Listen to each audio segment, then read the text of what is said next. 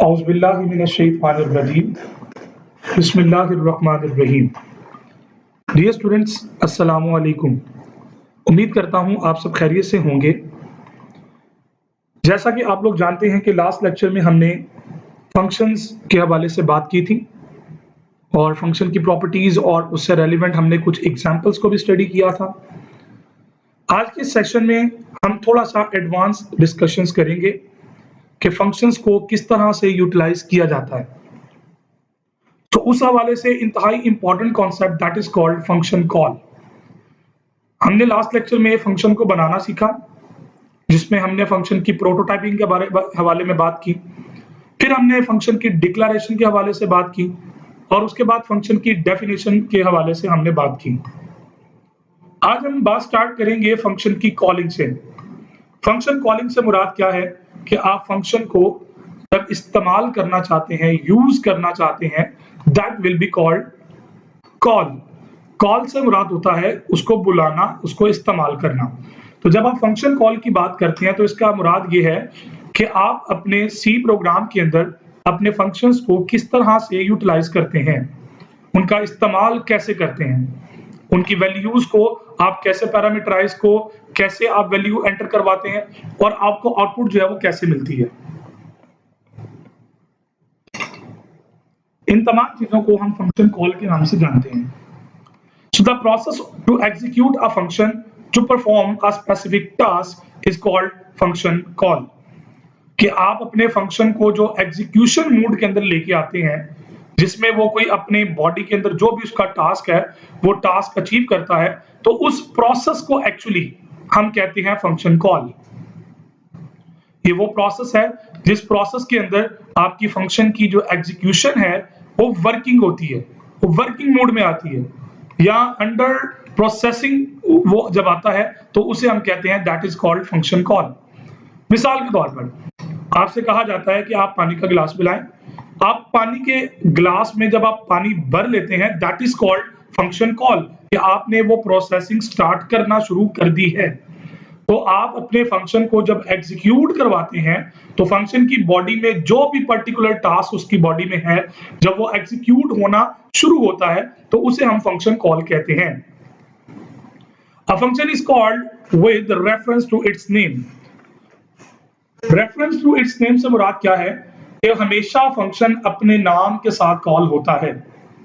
जैसे मैंने आपको लास्ट टाइम बताया था कि मेन फंक्शन जो है वो बिल्ट इन फंक्शन है, printf, scanf, so these are built-in functions।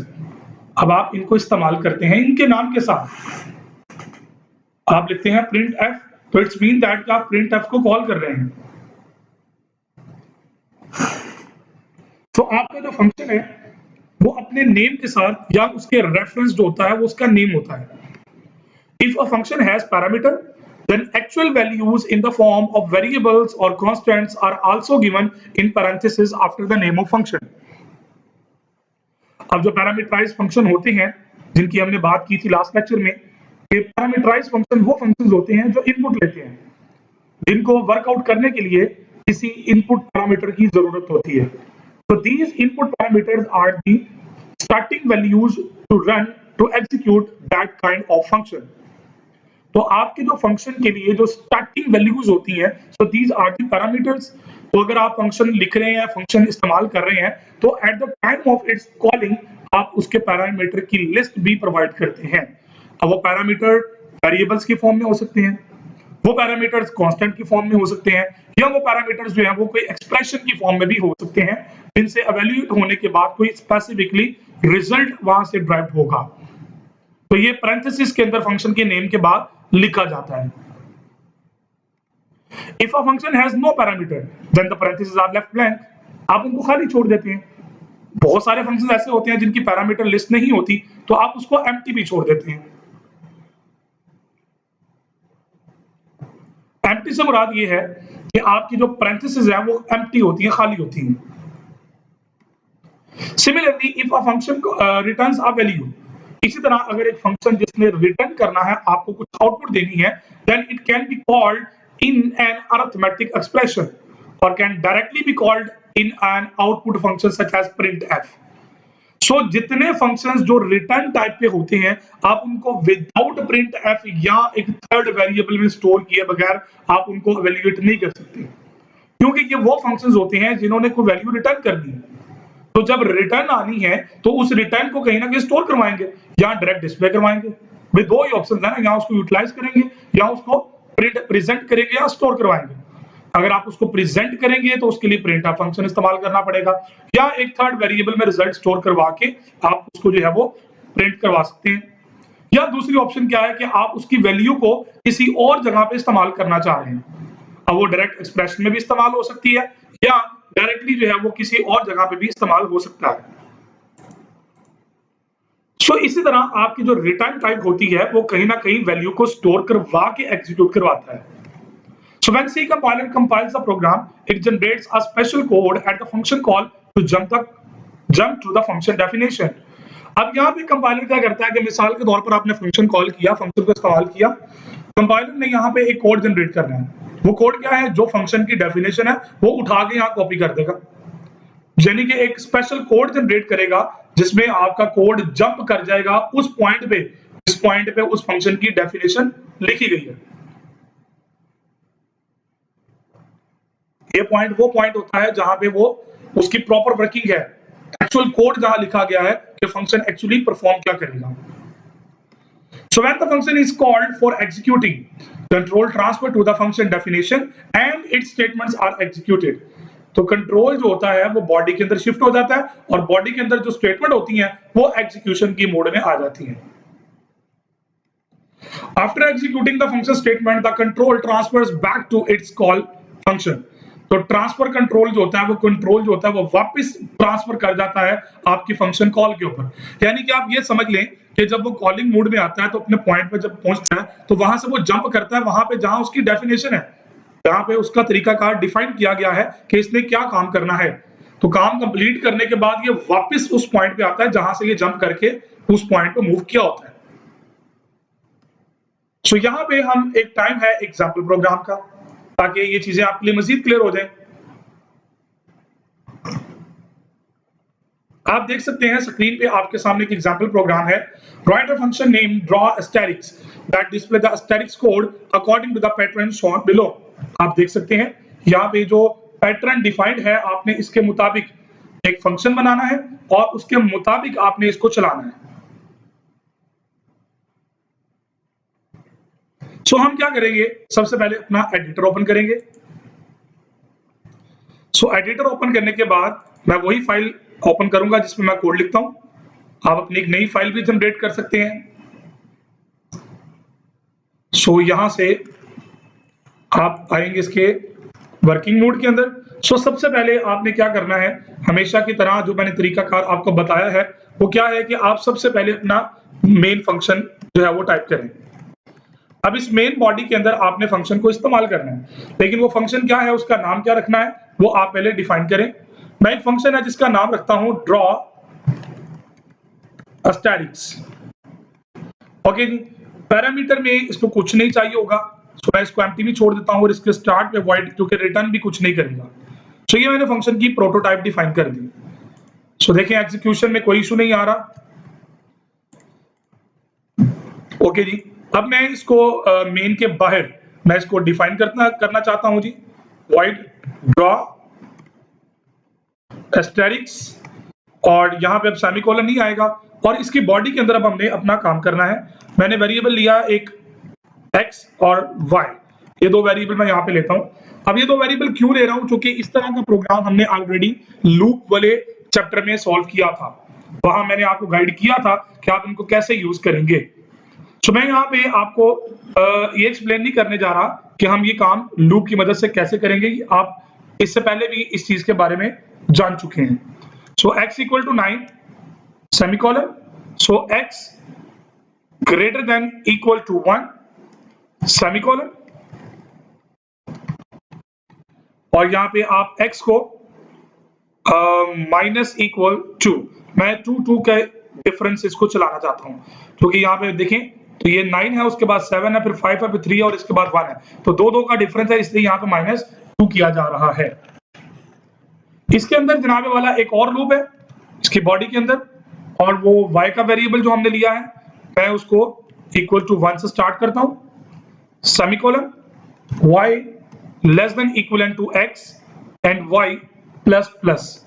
अब ये वो कोड है जिसको हम ऑलरेडी जान चुके हैं और आपको मैंने बता दिया था कि इसको आपने कैसे जो है वो यूटिलाइज करना है। सो ये जी स्टैटिक आपने प्रेजेंट किया और जब ये लूप से बाहर निकलेगा तो यहाँ पे आपको एक न्यू लाइन की जरूरत है। हमने लूप वाले चैप्टर में इस तरह के प्रोग्राम को ऑलरेडी जो है वो टाइप करके प्रैक्टिकली देखा था। सो ये फंक्शन की प्रोटोटाइपिंग थी, ये फंक्शन की सारी डेफिनेशन है। अब फंक्शन की जो कॉलिंग है हम उसकी तरफ आते हैं। तो फंक्शन कॉलिंग ये है, यहाँ पे आपने ये जो लिखा मेन के अंदर that is called function calling. तो अब फंक्शन कॉल हुआ तो देखें स्क्रीन पे जो आपको रिक्वायर्ड आउटपुट थी वो स्क्रीन पर नजर आ रही है। सो इस तरह आप डिफरेंट फंक्शंस को जो है वो पैरामीटर प्रोवाइड कर सकते हैं, पैरामीटराइज फंक्शन भी चला सकते हैं और नॉन पैरामीटराइज फंक्शन भी चला सकते हैं।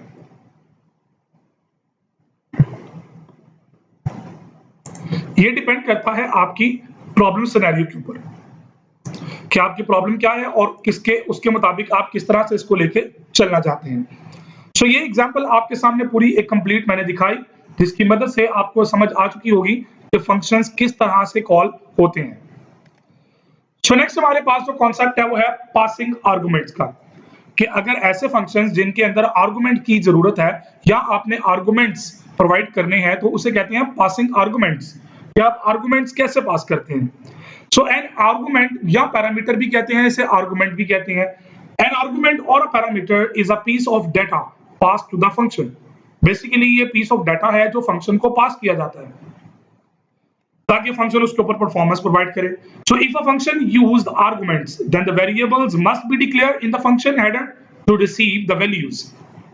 अब अगर ऐसा फंक्शन जो कि ये काम करता है जिसमें इनपुट रिक्वायर्ड है, जिसके अंदर पैरामीटर्स या आर्गुमेंट रिक्वायर्ड है, then the variables must be declared in the function headers to receive these values। तो आपने फंक्शन के हेडर के अंदर आपने वो डिफाइन करना है, उसके अंदर वो तमाम लिस्ट वेरिएबल्स की आप डिफाइन करेंगे। So there are two types of parameters or arguments, formal parameters या actual parameters।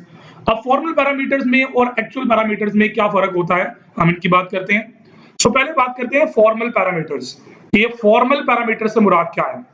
The parameters used in the function header are called the formal parameters of the function।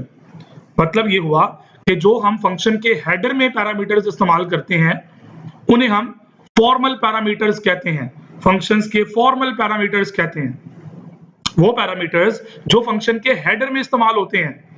हमने last lecture में function header की बात की थी और मैं observe कर रहा हूं कि आपको उस कॉन्सेप्ट क्लियर है।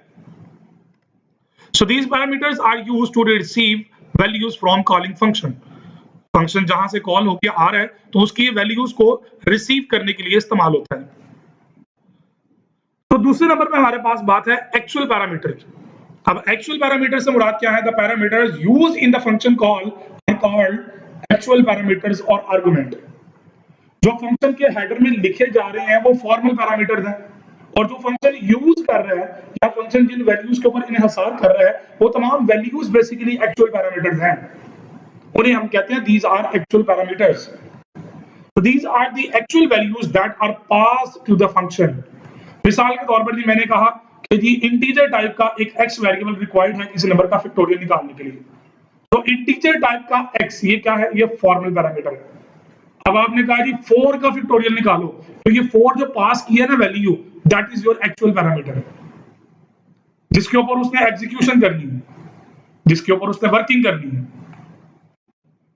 So the actual parameters may be in the form of constant values or variables। वो वेरिएबल हो सकता है, वो कांस्टेंट वैल्यू हो सकती है। It may be some time an expression जहां से कोई रिजल्ट निकल के भी आ रहा होता है। So the data type of actual parameter must match with the corresponding data type of the formal parameter in the function definition। So इसके अंदर जो इंपॉर्टेंट चीज है वो क्या है कि आपके जो एक्चुअल पैरामीटर्स के अंदर जो डेटा टाइप है ना वो वही होनी चाहिए जो फॉर्मल पैरामीटर के अंदर डिफाइन हुई है। अगर उन दोनों में फर्क आएगा तो यहाँ पे डेफिनेटली वो एरर देगा, फंक्शन एरर देगा। क्यों एरर देगा? क्योंकि आपने फॉर्मल में टाइप कुछ और दी है और एक्चुअल में टाइप कुछ और यूज कर रहे हैं। So difference between the formal parameters and actual parameters. Formal parameters they are used in the function header, जबकि वो एक्चुअल वैल्यूज जो उसको मिल रही होती हैं, जो इस्तेमाल हो रही होती हैं, they are used to receive the values that are passed to the function through function call.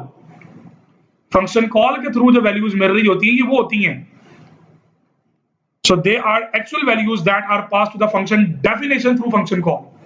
तो फंक्शन की डेफिनेशन से जो फंक्शन कॉल को मिल रही होती हैं ये वो वैल्यूज रिसीव हो रही होती हैं. So they are treated as a local variables of a function in which they are used in the function header. So some of the time, बल्कि most of the time, formal parameters जो होते हैं हम उन्हें localized कहते हैं. These are local variables treated as a local variable. So they may be constant values or a variables name like global or global. Local भी आ सकते हैं, global भी आ सकते हैं, दोनों तरह के variables यहाँ पे आ सकते हैं. So the next concept is very important, that is returning value from function. Function से जो value return होती है आप उसको कैसे treat करते हैं? देखिए वो तमाम functions जो return type जिनके साथ लिखी जाती है या वो function जो return करते हैं कुछ result आता है. So when a function completes its execution, it can return a single value to the calling function. अब ये जो return type वाले functions होते हैं ना, ये execution complete करने के बाद एक result देते हैं. वो रिजल्ट बेसिकली रिटर्न वैल्यू होती है, उसे रिटर्न वैल्यू कहते हैं. So it may be a calculated answer of a formula और एनी वैल्यू. वो कैलकुलेटेड आंसर हो सकता है या कोई फार्मूला हो सकता है किसी भी किस्म का, कुछ भी हो सकता है, मतलब जो रिटर्न आ रहा है. The type of data that a user defined function return must be declare in the function prototype and functions. और ये जो रिटर्न टाइप होती है वो कुछ भी वैल्यू मैंने कहा ना आ सकती है, लेकिन उसकी किस्म क्या होगी वो किस्म आपने पहले हेडर में डिफाइन कर दी है, वो फंक्शन की प्रोटोटाइपिंग में आपने पहले डिफाइन की होती है. The data type of a function is declared in the same way as the type of variable is declared. और जिस तरह एक वेरिएबल डिक्लेयर किया जाता है उसी तरह एक फंक्शन की रिटर्न टाइप भी डिक्लेयर की जाती है. So the next concept is a return statement. Return, चूंकि रिटर्न करवाने के लिए आपको अपने फंक्शन के अंदर रिटर्न स्टेटमेंट लगानी पड़ती है. तो अब ये रिटर्न स्टेटमेंट क्या चीज है जी? वो स्टेटमेंट जो इस्तेमाल होती है फंक्शन की बॉडी के अंदर, जो किसी वैल्यू को रिटर्न करने के लिए इस्तेमाल होती है, उसे कहते हैं ये हमारी रिटर्न स्टेटमेंट है. The return statement is used in the body of function to return a value as well as execution control to the calling function. आपके कॉलिंग फंक्शन को जो एग्जीक्यूशन कंट्रोल होता है, वो जो मिल रही होती है ना वैल्यू, वो जो वैल्यू रिटर्न करवाने के लिए स्टेटमेंट लिखी जाती है उसे कहते हैं return statement. Usually it is used as the last statement of the function. आमतौर पर हम इसको आखिरी स्टेटमेंट में ही लिखते हैं. क्यों? कि इसके बाद उसने अपनी एग्जीक्यूशन खत्म कर देनी है, फंक्शन से उसने आउट हो जाना, बाहर आ जाना. तो दैट्स व्हाई आमतौर पर हम उसको एंड पे ही लिखते हैं. So the general syntax of the return statement is as, आप देख सकते हैं रिटर्न, उसके बाद एक्सप्रेशन जो भी आपने रिटर्न करवाना है. Where expression may be an arithmetic expression or a single variable or a constant value. In case of arithmetic expression, it is evaluated first and then its value is returned to calling function. अगर वो expression है तो पहले evaluate होगी, उसके बाद जो उसका रिजल्ट होगा वो फंक्शन कॉलिंग को रिटर्न किया जाएगा. If the function does not return any value, the control is returned back to the calling function after executing the last statement of the function. तो चूंकि जब वो रिटर्न ही कुछ नहीं कर रहा तो वहां पे void है, इसका मतलब क्या फंक्शन है वहां से बाहर आना बगैर किसी रिजल्ट के. The control also returns the calling function if return statement is encountered in any location of the body statement. Function के अंदर कहीं पे भी आपने जब रिटर्न स्टेटमेंट लिखनी है तो आपका जो कंट्रोल होगा जैसे ही उसको रिटर्न मिलेगी वो फंक्शन से बाहर आ जाएगा. The statements after the return statement are not executed. तो जब उसने फंक्शन से बाहर जो आ गया तो यहाँ पे वाला बाकी स्टेटमेंट एग्जीक्यूट नहीं होंगी. अब यहाँ पे मैं एक एग्जांपल प्रोग्राम आपके लिए ऐड कर देता हूँ. Write a program that prompts a user to enter a number and call a function factorial to compute its factorial. ठीक है जी. वो कहता है कि आपने एक फंक्शन लिखना फैक्टोरियल का जिसमें एक इनपुट पैरामीटर होगा और ये रिटर्न करेगा function factorial of the number pass to it. जिस जो भी नंबर इसको दिया जा रहा है ये उसको रिसीव करने के बाद उसका फैक्टोरियल कैलकुलेट करेगा और फैक्टोरियल कैलकुलेट करने के बाद ये आपको उसका रिजल्ट प्रोवाइड करेगा, यानी कि रिजल्ट जो होगा वो रिटर्न करेगा।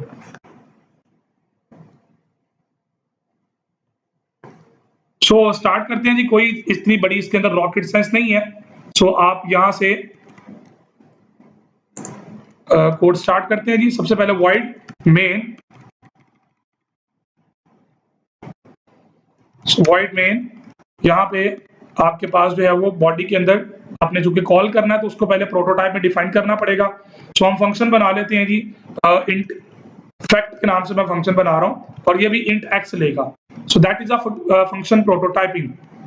ओके जी, उसके बाद अब आपने इसको यूज करना है इंट फैक्ट और यहाँ पे आ गया जी इंट एक्स और इसकी बॉडी के अंदर आपने अब इसका फैक्टोरियल निकालना है। अब जो भी वो एक्स की वैल्यू मिलेगी आपके प्रोग्राम ने क्या करना है, एक लूप चलाता हूं मैं, I is equivalent to x, आई को एक्स के इक्वलेंट कर देता हूं और यहाँ पे मैं एक आई वेरिएबल इंटीजर टाइप का ले लेता हूं। आई को एक्स के इक्वलेंट किया, आई को मैंने कहा ग्रेटर देन इक्वल टू 1 होगा और आई माइनस माइनस होगा। इसके अंदर होना क्या है जी, इसकी बॉडी के अंदर फैक्ट एफ के नाम से एक वेरिएबल होगा, एफ मल्टीप्लाई बाई आई। सो अब ये एफ कहां से आएगा जी, यहाँ पे कॉमा करके एफ लिख लेते हैं और एफ को मैं असाइन करता हूं फॉर द टाइमिंग 1। इसको गलती से 0 असाइन नहीं करना, क्योंकि अगर आपने गलती से 0 कर दिया तो 0 मींस मल्टीप्लिकेशन हो रही है, हर दफा ये 0 0 0 फाइनली ये रिजल्ट 0 रिटर्न करेगा। अब ये एफ यहाँ पे इसके अंदर आ जाना है टोटल रिजल्ट। सो अब यहाँ पे आप रिटर्न करवा दो एफ। सो यहाँ पे मैं अब इसको यूज करता हूं फैक्ट के नाम से और मैं इसको बल्कि यहां से एक वैल्यू मैसेज प्रिंट करवाते हैं, print F please enter number, कि आप पहले कोई नंबर एंटर करें। स्कैन एफ के अंदर जाके हम पर्सन डी करते हैं और यहाँ पे हम आई एन ले लेते हैं इन वेरिएबल, बल्कि इसकी जगह हम ले लेते हैं वाई। सो ये वाई वेरिएबल कहां से आएगा, आपने मेन के अंदर डिफाइन करना है जी। ओके, अब फैक्ट के अंदर आपने वाई को यूज करना है। अब मैं यहां से इसको प्रिंट एफ में डायरेक्टली यूज कर रहा हूं, percent d comma fact of y. ठीक है जी। सो जो भी y की वैल्यू यूजर एंटर करेगा ये उसका फैक्टोरियल निकाल के आपको स्क्रीन पे रिजल्ट रिटर्न करेगा। सो मैं बैकस्लैश n ये कर देता हूं। सो ये आपको रिजल्ट स्क्रीन पे रिटर्न कर देगा।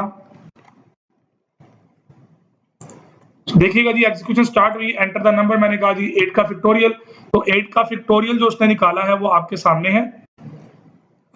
मैं 7 का फैक्टोरियल 5 का फैक्टोरियल 720 होता है। सो देखिए 5 का फैक्टोरियल 120 है, 5 times 5 times 4 times 3 times 2 times 1। इसी तरह 7 का फैक्टोरियल। सो इस तरह आप डिफरेंट जो है वो वैल्यूज के फैक्टोरियल कैलकुलेट कर सकते हैं। सो आप टेस्ट करते जाएं डिफरेंट वैल्यूज को। सो देखें 6 पे 720 रिजल्ट आ गया। सो इस तरह आपका फंक्शन जो है वो देखें यहां से जो रिटर्न होके आ रहा है ना, ये जो वैल्यू इफेक्ट ऑफ वाई, तो ये फैक्टोरियल निकाल के आपको उसकी वैल्यू को यूटिलाइज करवा रहा है।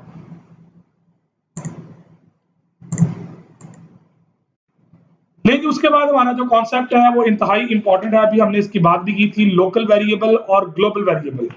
ये दो इंतहाई इंपॉर्टेंट कॉन्सेप्ट है। तो पहले बात करते हैं लोकल वेरिएबल की। The variables that are declared inside the function are known as local variable. ऐसे फंक्शन, ऐसे वेरिएबल जो फंक्शंस के अंदर इस्तेमाल होते हैं उन्हें लोकल वेरिएबल कहा जाता है, जिनकी लाइफ टाइम जो है वो फंक्शन के अंदर अंदर होती है। The variables declared in the header of function definitions are also treated as a local variables of that function. मिसाल के तौर पर यहाँ पे मैंने ये लिखा ना int x, ये लोकल वेरिएबल है। अब ये i जो है int i, ये i की वर्थ इसके अंदर अंदर है, इससे बाहर इस i की कोई वैल्यू नहीं है। इसी तरह ये y है तो y की वर्थ इस ब्रैकेट्स के अंदर है, इससे बाहर y की कोई वैल्यू नहीं है। So the variable declared in the header of function definitions are also treated as a local variable of that function. The local variables can only be used in the function in which they are declared. Local variable सिर्फ वहीं पे इस्तेमाल हो सकते हैं जहां पे वो डिक्लेयर हुए हैं, उससे बाहर ये लोकल वेरिएबल इस्तेमाल नहीं हो सकते। Local variables are also called the automatic variable. ये ऑटोमेटिक क्यों होते हैं? जो कि फंक्शन जहां पे ये इस्तेमाल होने हैं वहां से जब बाहर निकलता कंट्रोल तो ये वेरिएबल्स मेमोरी से डिस्ट्रॉय हो चुके होते हैं। The keyword auto can be used to declare these variables. However, the use of auto is optional. आपकी चॉइस है auto का वर्ड यूज करें या ना करें। Scope of local variable. Scope से मुराद क्या होता है? ये कहां तक, कब तक ये रहेगा? The portion of the program where a variable is used or may be accessed is known as its scope. ये वो बेसिकली आप ये समझ लें कि वेरिएबल की जो वर्थ होती है ना कि कहां तक वो इस्तेमाल हो सकता है, तो वो कहां तक का जो कंसेप्ट है ना बेसिकली वो उसकी स्कोप है। The portion of a program where a variable is used और access is known as its scope. A local variable declared in a function can only be used in that function only. एक जो local variable होता है वो सिर्फ वहीं पे इस्तेमाल होता है, उसकी स्कोप वहीं तक होती है जिस फंक्शन के अंदर वो बनाया जाता है, डिक्लेयर जहां पे किया जाता है। अब स्कोप की तरह एक कॉन्सेप्ट और भी होता है लाइफ टाइम। आपके लोकल वेरिएबल की लाइफ टाइम क्या होती है? सो लाइफ टाइम से मुराद क्या है? The time period for which a variable exist in a memory is called life time of a variable. कितनी देर तक उसने मेमोरी में रहना है या कब तक वो मेमोरी में एग्जिस्ट करता है, इसको हम उसकी लाइफ टाइम कहते हैं। So the lifetime of a variable starts when it is created in the memory and ends when it is destroyed from the memory. जैसे कि मैंने पहले भी जिक्र किया कि जैसे ही लोकल वेरिएबल की लाइफ खत्म होती है या आपका कंट्रोल उस फंक्शन से बाहर निकलता है तो ऑटोमेटिकली आपके वेरिएबल्स को डिस्ट्रॉय कर देता है मेमोरी से। So that is the lifetime of that variable. A variable can only be used during its lifetime. एक फंक्शन अपनी लाइफ टाइम के अंदर कहीं पे भी किसी वक्त भी इस्तेमाल हो सकता है, लेकिन जब उसकी लाइफ टाइम खत्म होती है तो वो काबिल इस्तेमाल नहीं रहता क्योंकि वो मेमोरी से डिस्ट्रॉय हो चुका होता है। The local variables are created when control enters into function. और जैसे ही आपका कंट्रोल फंक्शन के अंदर एंटर होता है ऑटोमेटिकली वो वेरिएबल मेमोरी में क्रिएट होता है। जैसे वो कंट्रोल उस फंक्शन से बाहर निकलता है तो आपके वेरिएबल मेमोरी से ऑटोमेटिकली डिस्ट्रॉय हो जाते हैं। They are destroyed from memory when control return back to calling function. जब वो फंक्शन से बाहर आता है तो उसके जो है वो मेमोरी से वो डिस्ट्रॉय हो जाता है।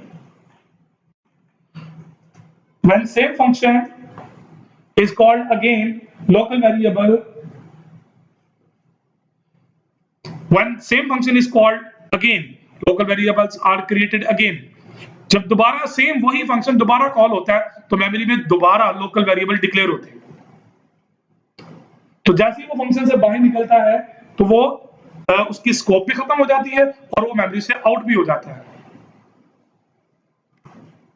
इसी तरह जो लोकल वेरिएबल्स हैं उनकी सारी डिटेल आपके सामने बता दी। लोकलाइज्ड होते हैं, एक होता है ग्लोबल वेरिएबल। मैं आपको इसकी बड़ी बेस्ट एग्जांपल देता हूं। आपका डोमिसाइल होता है ना, वो आपके सिटी तक डिपेंडेंट होता है, लेकिन जो आईडी कार्ड है वो पूरे मुल्क में चलता है। सो that is a global variable. आपका आईडी कार्ड नंबर जो है ना वो ग्लोबलाइज्ड है। The variables that are declared outside the main function or any other function are called global variables or external variables. जो variables आप यहाँ पे इस्तेमाल कर लेते हैं ना डिफाइन की मदद से या डायरेक्टली डिक्लेयर करते हैं, उन्हें हम कहते हैं these are global variable, globalized variable. So they hold their values during the entire execution of program. वो प्रोग्राम की एग्जीक्यूशन के दौरान जब तक वो प्रोग्राम चलता है या एग्जिस्ट करता है वो वेरिएबल्स भी एग्जिस्ट करते रहते हैं। जब प्रोग्राम अपनी एग्जीक्यूशन खत्म करता है, फंक्शन नहीं पूरा प्रोग्राम अपनी एग्जीक्यूशन एंड करता है तो ये फंक्शन ये वेरिएबल्स डिस्ट्रॉय होते हैं। The values of global variables can be shared among different functions. तो वो डिफरेंट फंक्शंस के अंदर वैल्यूज इनकी शेयर होती है। If any function change the value of global variable, the modified value is also available to other functions. तो अगर किसी ने भी उसकी वैल्यू को अपडेट किया ना तो वो ऑटोमेटिकली अपडेट हो जाते हैं क्योंकि वो पूरे प्रोग्राम के अंदर ग्लोबलाइज्ड होते हैं। The use of global variables is not recommended. वो रिकमेंड नहीं किए जाते। क्यों नहीं किए जाते? वजूहात हैं उनकी कुछ। They are accessible to all functions and it becomes difficult to track changes in their values. किस फंक्शन ने उसकी वैल्यू को चेंज किया आपको ये फाइंड आउट ही नहीं हो पाएगा। इसलिए हम इसको रिकमेंड नहीं करते। They occupy a large amount of memory permanently during the program execution, and data accessing speed of program may become slow. और वजन एक्सेसिबिलिटी उसकी कम हो जाती है ना, कि हर बंदा उसको एक्सेस कर सकता है, तो वो सिक्योर नहीं रहता, लेकिन जरूरत पड़ने पर आप इस्तेमाल करते भी हैं। अब ग्लोबल वेरिएबल की जो स्कोप होती है वो क्या होती है? A global variable can be used by all functions in the program. एक प्रोग्राम फाइल के अंदर आप कहीं भी इसको इस्तेमाल कर सकते हैं। It has a file scope, एक पूरी फाइल के अंदर इसकी स्कोप होती है। जो लाइफ टाइम की बात करते हैं तो लाइफ टाइम क्या है? The time period for which a global variable exist in a memory is called life time of a global variable. जैसे ही आपका प्रोग्राम जिसमें ग्लोबल वेरिएबल होते हैं वो एग्जीक्यूशन मोड में आता है, तो ऑटोमेटिकली मेमोरी में वो वेरिएबल्स डिक्लेयर हो जाते हैं, मेमोरीज ऑक्यूपाई कर लेते हैं, और जब तक आपका प्रोग्राम एग्जीक्यूशन खत्म नहीं करता, टर्मिनेट नहीं करता, ये मेमोरी के अंदर एग्जिस्ट करते रहते हैं। और जब ये वेरिएबल मेमोरी से आउट होते हैं, इसका मतलब क्या है कि एग्जीक्यूशन भी खत्म हो चुकी है। So the lifetime of global variables is between the starting and the terminating of the program execution. Program execution के स्टार्टिंग से लेकर एंडिंग तक एक ग्लोबल वेरिएबल की लाइफ टाइम एग्जिस्ट करती है, मौजूद रहती है। These variables exist in a memory throughout the program execution. जब तक प्रोग्राम चलता रहता है, ये वेरिएबल मेमोरी में मौजूद रहते हैं। आज के लेक्चर में हमने अपने चैप्टर नंबर 6 को वाइंड अप किया है, जिसके अंदर फंक्शंस इन सी के अंदर फंक्शंस क्या होते हैं, कैसे इस्तेमाल होते हैं, कौन कौन सी टाइप के फंक्शन मौजूद होते हैं, लोकलाइज्ड ग्लोबलाइज्ड वेरिएबल्स क्या होते हैं, ये तमाम डिस्कशंस को हमने फाइनलाइज किया। उम्मीद करता हूं कि आपने आज के लेक्चर तक के तमाम टॉपिक्स को कवर किया होगा, साथ साथ प्रैक्टिस किया होगा। हमारी सी लैंग्वेज की बुक का एक आखिरी चैप्टर रह गया है, जिसका नाम है फाइल हैंडलिंग, वो चैप्टर नंबर 7। तो चैप्टर नंबर 7 हमारा लास्ट चैप्टर है आपकी सी लैंग्वेज की बुक का। इंशाल्लाह अगले लेक्चर में हम चैप्टर नंबर 7 यानी कि file handling in C chapter का आगाज करेंगे, जिसके अंदर हम फाइल हैंडल करने का तरीका सीखेंगे। प्रोग्राम की मदद से आप एक एक्सटर्नल फाइल्स के ऊपर डाटा लिख कैसे सकते हैं और डाटा पढ़ कैसे सकते हैं। तो आज के लेक्चर तक जितनी हमने चीजें कवर की हैं, वो प्रैक्टिकल वर्किंग के अंदर ज्यादा इंपॉर्टेंट है, और जो अगला चैप्टर है वो प्रैक्टिकल वर्किंग के लिए एक प्रोफेशनल मैकेनिज्म है। अगले चैप्टर में आने से पहले आई विल सजेस्ट यू कि आप आज तक के टॉपिक को अच्छे तरीके से कवर कर लें, तमाम कॉन्सेप्ट्स को प्रैक्टिस कर लें, अच्छे तरीके से उनकी प्रैक्टिस करें। अगर आपने अभी तक प्रैक्टिस नहीं की है तो कम से कम प्रैक्टिस जरूर करें। आज के लेक्चर में हमने फंक्शन कॉल को डिस्कस किया, फिर हमने पासिंग आर्गुमेंट्स की बात की, फॉर्मल आर्गुमेंट्स क्या होते हैं, एक्चुअल आर्गुमेंट्स क्या होते हैं, इनकी बात की। उसके बाद हमने रिटर्निंग वैल्यूज फ्रॉम फंक्शन की बात की, रिटर्न स्टेटमेंट की बात की, फिर लोकल और ग्लोबल वेरिएबल्स की बात की, इनकी स्कोप और इनकी लाइफ टाइम के बारे में बात की। उम्मीद करता हूं कि आज के लेक्चर को आप लोगों ने अच्छे तरीके से अंडरस्टैंड किया होगा। प्रैक्टिस करना मत भूलिएगा, कॉन्सेप्ट को अच्छे तरीके से समझा करें, उनको याद किया करें। अपना बहुत सारा ख्याल रखिए, दुआ में याद रखिएगा। अगले लेक्चर तक के लिए इजाजत दीजिए। अल्लाह हाफिज।